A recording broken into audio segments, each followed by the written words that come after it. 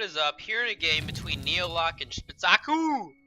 Up here on the top hand side we have Neolak. He's playing a SP battle group.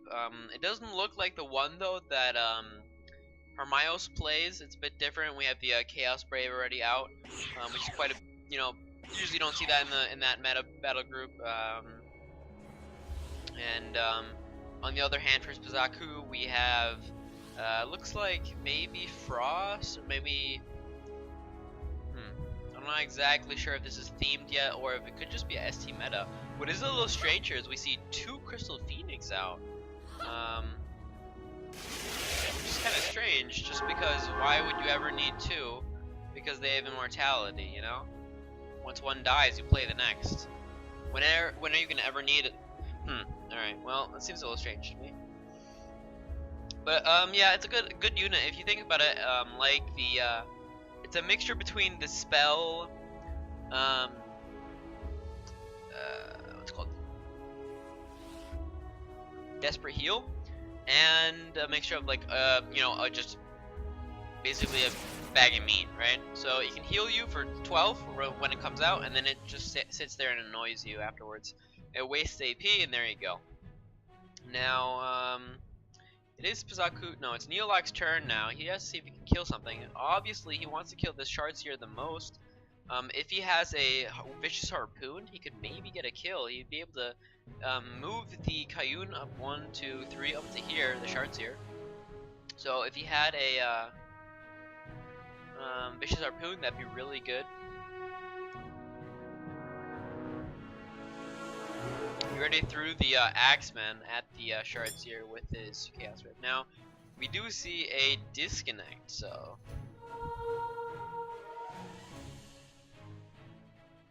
that's no fun.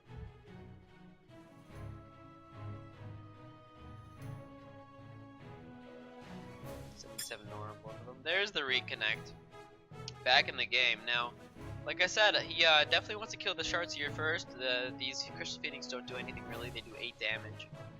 And they're immortal anyway, so you basically don't want to kill them. So, like I said, okay, so he plays a champion, a very expensive champion. He plays the Eroi Rift Lord. That means he will most likely not have the Nora to actually get this Shartsier, and I thought that would be a good idea. There is a cloak, I believe. Blizzard Cloak, 2 more attacks. Maybe that's why I didn't see that. So that's actually a good move that he didn't use Harpoon, or else he would have just wasted the Harpoon and the Shartsier could have gotten away afterwards. Alright. For whatever reason, he does decide to give the Shroud to the Flame Fist. Now, has he healed yet? Alright, and there's the Dictate. Now we have a 16 damage heightened Flame Fist. Could go in.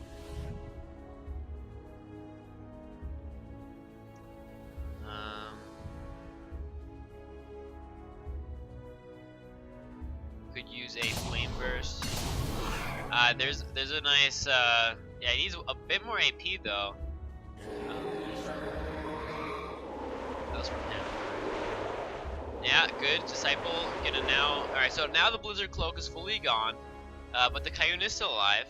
Does have to run away though. And next turn we will not have Pounce up, but we might have a Leaps, or Leap is always up, but he could leap. So we definitely need to see Spzaku get a kill here on this 32 HP. I need to play this with the reflexes. That would be a little hard though.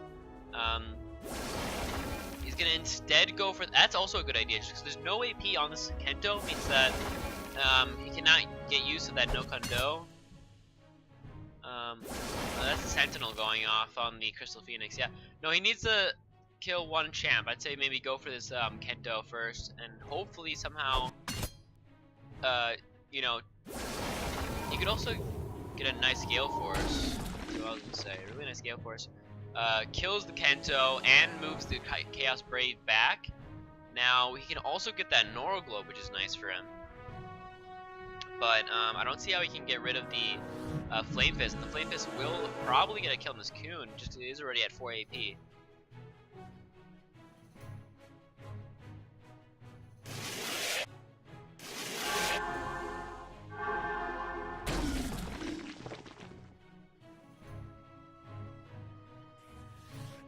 Alright, so Flamethrower is now gonna be able to kill this shards here.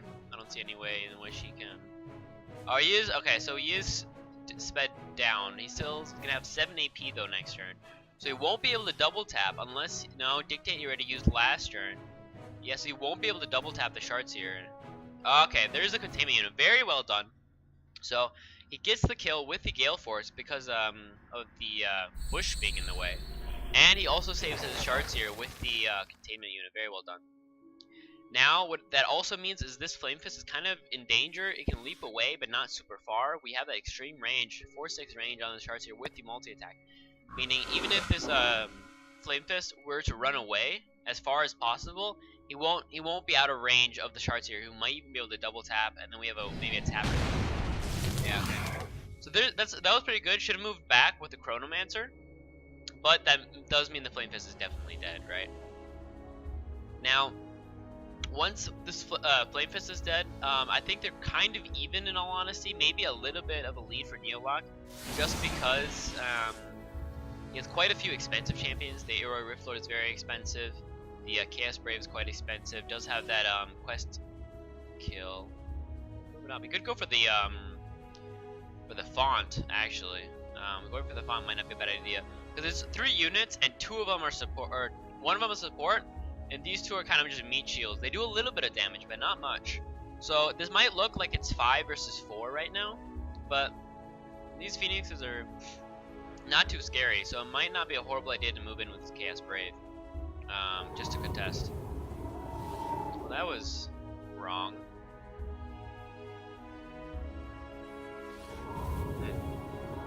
That was strange.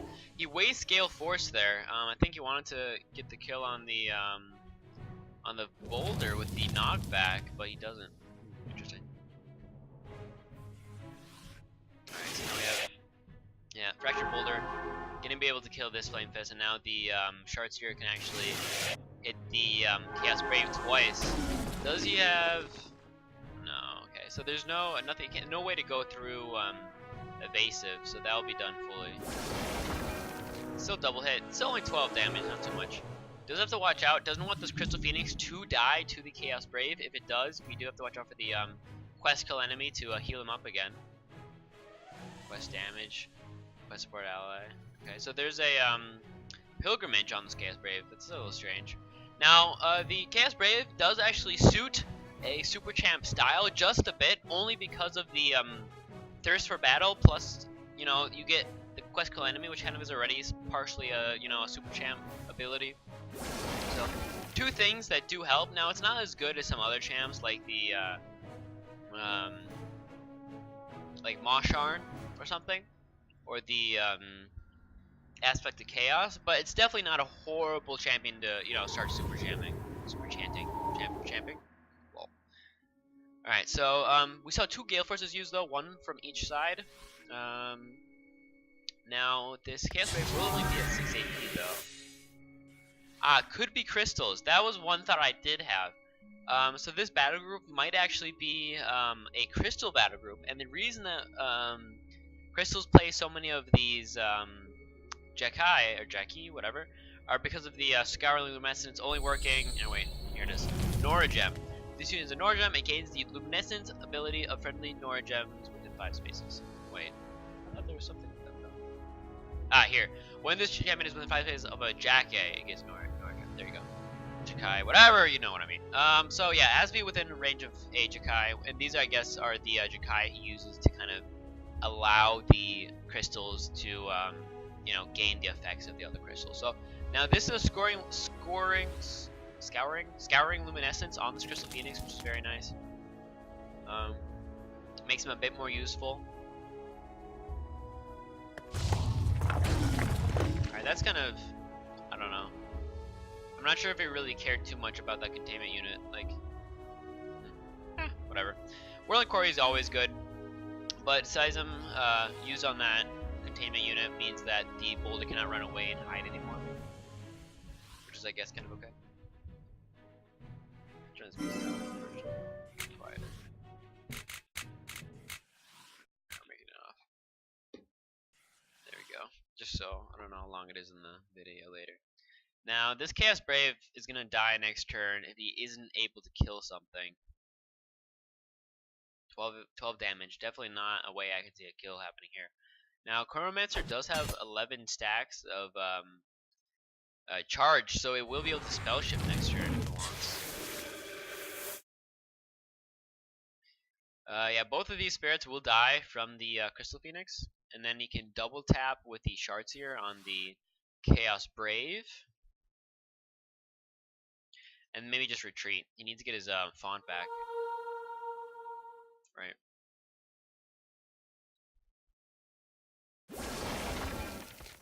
Now there's this kill. Now they're all quite low though. The low Crystal Phoenix, the low Chronoman, all the Jakai here are quite low. Okay, gets the kill with the Crystal Phoenix. That's also good. He can get the Nora Globe if he wants with the Chronomancer. I thought he might get the kill with the Kayun just so that the Crystal Phoenix can engage the Snow Spinner, just so the Snow Spinner can't run away. But this way he can actually hit the Snow Spinner, which might be even a better idea, really. Yeah, it definitely wants to hit that Snow Spinner. It's the support you want to deal with here. Even the Boulder being able to, because of the 1-4 range from the range stance. Does mean he doesn't have 8 speed anymore, though. Yeah, both of these are dead. Now, would they both take damage from Scouring Luminescence? I don't think so, right? Maybe. Kind of interesting. He could think about moving up with the Scouring Luminescence on the Crystal Phoenix. Move up 1 or 2 spaces just so he can scour both of these champs. The Crystal Phoenix will die soon anyway. Might as well, right? Yeah, I'd say move up 2 with this Crystal Phoenix. Move up this way, and then it kind of blocks off this path, which is nice. And it will scour the Array Rift Lord as well as the Soul Spinner. So yeah, now this is also blocked off now, so it's not an easy way for the Snow Spinner to get into this font zone. There he goes. He moves up 1, just like I said, just so that Scouring Luminescence does at least hit the Fair and Snow Spinner. Could move up even more. That doesn't. That's fine too. Wait. Ah, it's at the start of the turns. Okay. So, yeah, kind of still a good move to move forwards like this, I think. Even if first of all, it kind of baits the double tap with the Array Rift Lord, which you're okay with, just because you know you want this champion to die in a way because you want the Divine Favor back soon. And secondly, it wastes the AP on the Rift Lord. So if Rift Lord were to move up 2 and attack, I mean, first of all, I can only attack once, not even twice.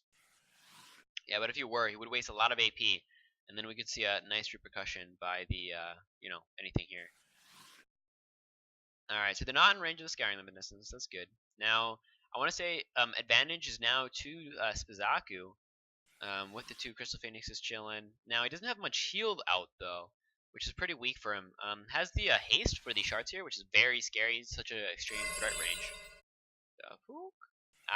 Friends for Life means he does get regeneration 2 now, so he will regen some as well as the Fractured Boulder. Like I said, I don't know. I think he could have moved up and all. I don't think he needs to retreat so hard. I'm not sure if he's winning though, so I guess he can retreat.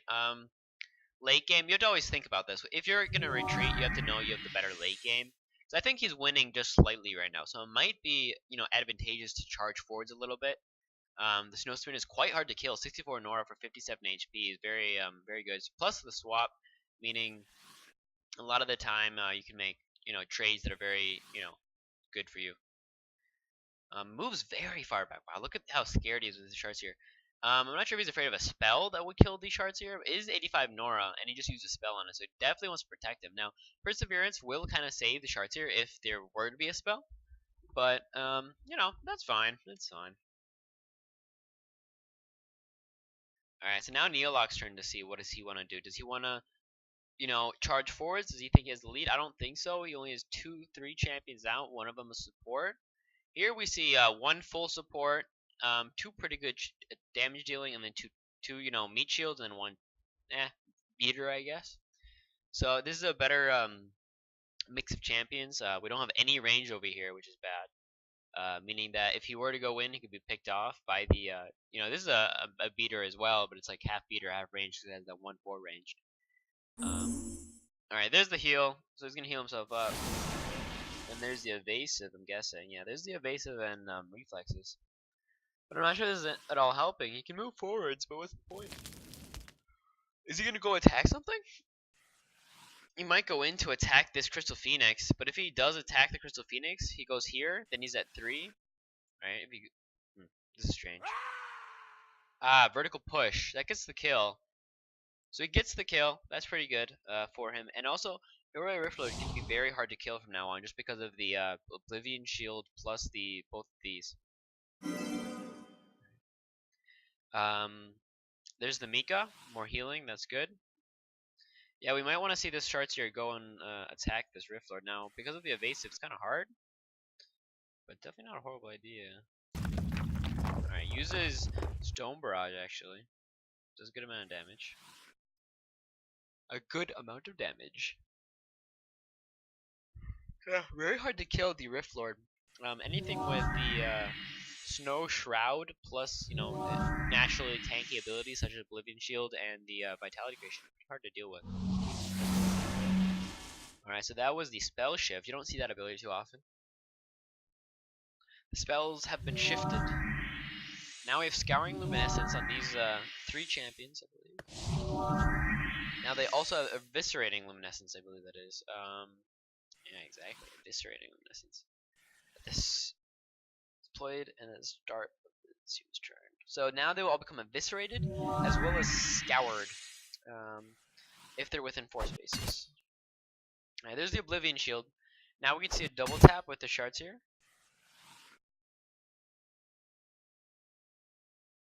Also, the Friends for Life is kind of removed because of the vertical push. The Friends for Life actually kind of gets cancelled here.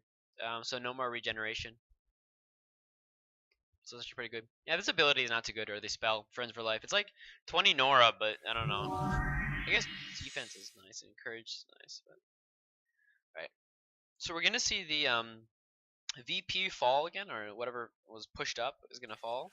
That means that he can get the Nora Globe, which might mean he can do a bigger turn next time. Oh wow, 80 Nora for this champion. Evasive 3, yeah, that's why. Yeah, usually this champion is not that expensive, but with Evasive 3 and Zeal Speed is quite expensive. Also has Thirst for Battle, kind of making him a bit of a super champ. You can't really kill him from ranged, and from close you're kind of scared because of the Eviscerating Luminescence. So if you're within range, you'll be eviscerated, but if you're far away, then the other stuff. Now, both of the... Wait, no, him though, yeah.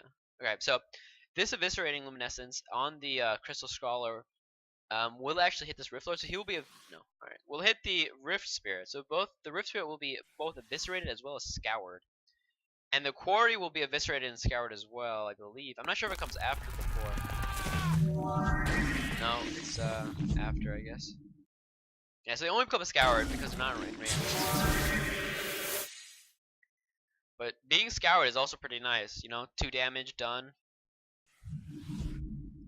2 acid damage plus there's alright. So you could go for this Whirling Quarry. It's quite close. Yeah, this Quarry is in a lot of danger actually. Now we only have 40 HP on the Rift Lord, but if you have something that is this juicy, might as well run at it. Now the Crystal Wolverine will not be able to deal damage here. Yeah, it doesn't have the AP, and there won't be any Gale Force because of the Unstoppable on the Whirling Quarry, meaning Gale Force won't be too good. I mean, you can't really move the Quarry at least. Alright, but we do now have 2 Luminescences going off quite a bit. See, there's the Gale Force. I mean, that's a little strange. He should really focus his damage. There's no point in, half dealing damage to the Quarry and half with the Rift Lord. If you can't kill the Rift Lord now, that was very silly. See, he's 13 damage over here though. That and plus the Scour, that would be a kill, I believe. No, because it's reflexes. It's close. Alright, he's at 5. What was that? Mirrored Shield. Alright. Yeah, it's a little bit of a misplay there. He wasted a few too many attacks over here. Now, it's okay to split your damage if you get the kill. But if you're not going to get the kill on one champ, you definitely want to get the kill before you actually deal damage to another one, which is a bit of a misplay here. I mean, that's obvious, right? Yeah, so he's alive at 4 HP right now, and this means he can actually attack one more time. He could, and he's only at 12 damage, so it's not extreme. but you know, it's just annoying. You could have done it another way. Heal? I don't think heal's up, is it? He could shroud, but shrouding makes no sense. Now, if he shrouds this Whirling Quarry, we have the Snow Spinner at 20 HP is in very close range to the Crystal Phoenix and to the, you know, basically the Coon can actually even double tap from there. 1, 2, 3, 4, 5, yeah. So the Shardspear can actually double tap this Snow Spinner and kill it next turn if he wants. Riftler can run away. Yeah, it looks like he's gonna run away. He can be healed by Mika. Mika's gonna get kind of messed up here by this Orb of Frostball for a sec. There, yeah. So he's gonna see a heal by the Mika. Now he's at 6.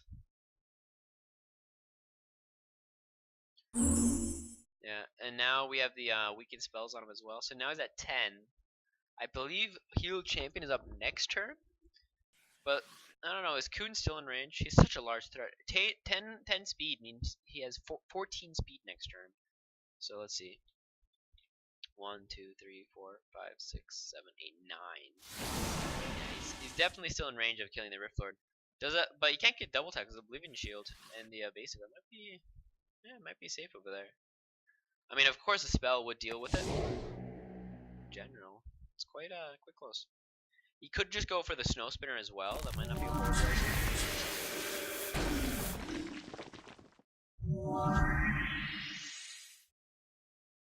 Yeah, I could just go for the Snow Spinner or for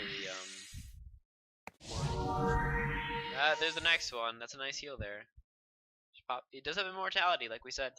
Now, what's he gonna go for? I think it might even be best just to go for the Snow Spinner, really. So he goes for the Whirling Quarry. 82 Nora Champ, that's true, I guess. I'm just saying because the Snow Spinner has Heal Champ next turn. That's why I was thinking maybe go for that. Alright, puts the speed actually on the Crystal Wolverine instead of the Kayun now. Oh, that's a kill with the Crystal Phoenix actually. Yeah, so we do get a kill on the Snow Spinner. We'll see a kill on this Whirling Quarry. That's 2 kills now. He will even get this Norgold if he wants up here. And he can maybe even then play a spell if he wants on this Rift Lord. Possibly. It's close.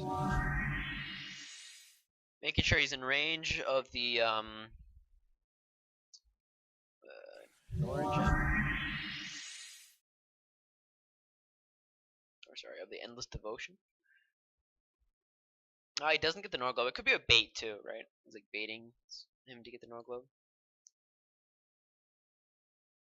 Also, if he moved here, then the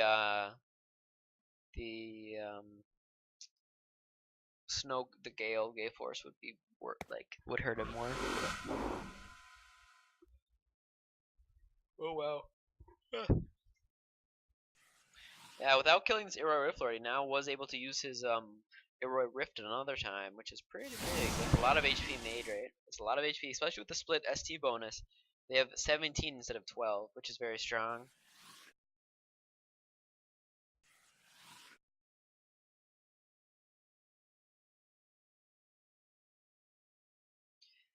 Strict Warlock does have Swarm though, so you can just go ahead and swarm some of these champs maybe. Let's see, 1, 2, 3, 4, 5 and a half. I would say. I'd say 5 and a half. 5 and a half champions versus 1, 2, 3, 4. Wow, and they all died to the Scouring. Well, that was a useless ability. They all just died to the Scouring Luminescence. He gets both Nora Globes as well. Meaning this turn he's gonna have a lot of Nora. He can Gale Force the Iroi Rift Lord if he wants. He's not in range though of an attack though. So that's good for Neolak not to be in range of an attack. Oh, that's one. There's no auras. I always forget the scoring limit is at the end of the turn, so he can run away by the next time anything happens. That ability is so obnoxious, though. Oh, the swap. The swap coming in handy to get the kill. Very well done. Yeah, good job. Now it's 3 champions to 1, 2, 3, 4 and a half, I guess. Yeah, these phoenixes. Usually I count them as half a champion, but if anything, they're counting more. I mean, it's 48 HP, and you're like, okay, that's about the price of divine favor on one champion. That's fine. And like the meat shield value, but the reason this is so strong actually that I haven't really noticed is just a meat shield that does so much damage with the luminescence is so strong, right? Because you can just, you know, throw them in the front, so throw them at the front. They get, the luminescences, so they deal tons of damage, and if they die, they just come back. So this is really good actually. I didn't even think about this when the game started. 48 HP or Nora, not bad. They have a better than a 1-to-1 ratio from HP to Nora as well. 48 to 50, 50 HP and 48 Nora. So that is efficient, very efficient. Now we do have a contest by Spzaku, and I think he's gonna win now. Actually, it looked a little dicey at the beginning, but now I think he has a good lead. We have a very bad champ mix up here. We have no tanks for Neolak. Only ranged. If you could get a swarm off, that'd be very strong, though. If you could maybe swarm the crystal crawler.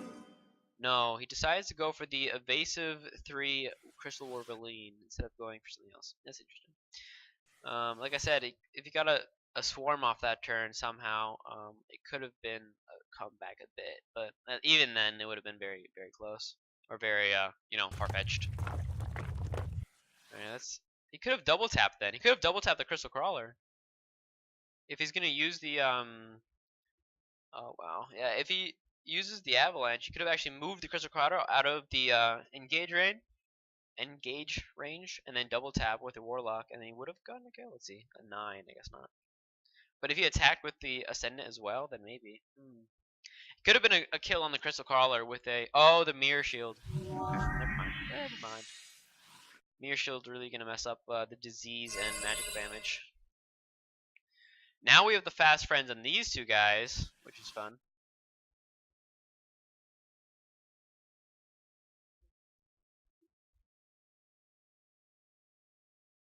There's the boost in speed. He's already at 13 damage from the Thirst for Battle.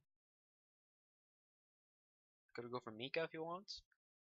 Or for the Honey Descendant maybe. Alright. That's a Frigid Barrier. That means they're all trapped, right? So they can't get away from these range champs, which are from these melee champs. It's hard. Also, because of the Frozen and the exploit, the Savage exploit, he actually gets 1 AP from the shards here. Where he gets 2 damage and 1 AP because of the Frozen. Well, it's pretty cool. Ooh, it's a lot of damage. 16 damage done there.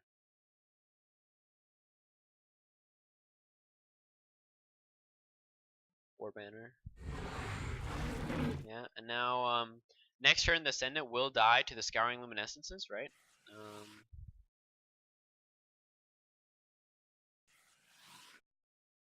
The Eviscerating and Scouring, whatever. Heal Mass. Oh, does that save him? It's close.